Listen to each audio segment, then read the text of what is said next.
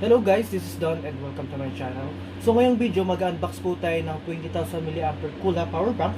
Ito po siya. So simulan na po natin.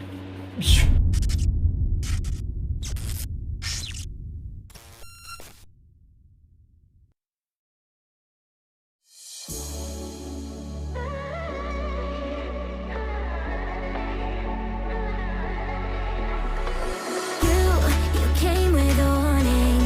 I should have seen it. My bad for falling. I'm far from perfect, but I know I'm not worth it. Sa loob ng box, meron kasamang micro USB cable. Ito.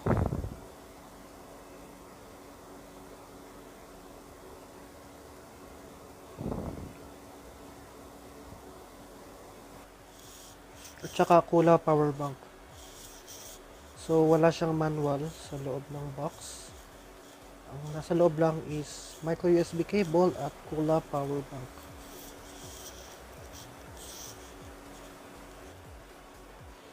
Tapos may intelligent digital display na din po. At saka may 5 port. 2 USB, isang Type-C, isang Lightning at micro connector or micro port, USB port.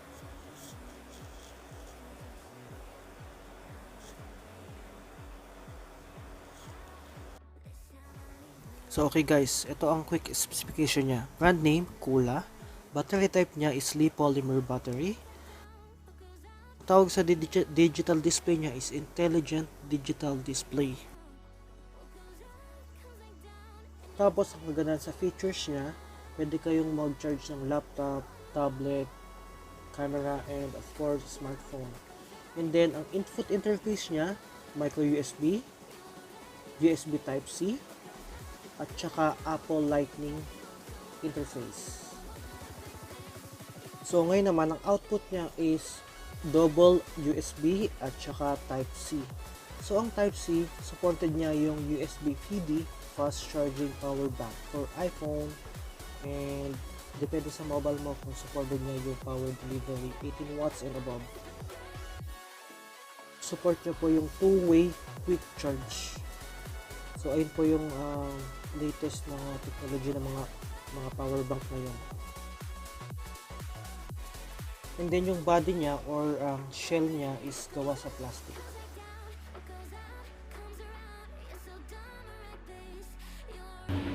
Yan, natapos na po tayo sa pag-unbox at pag-review.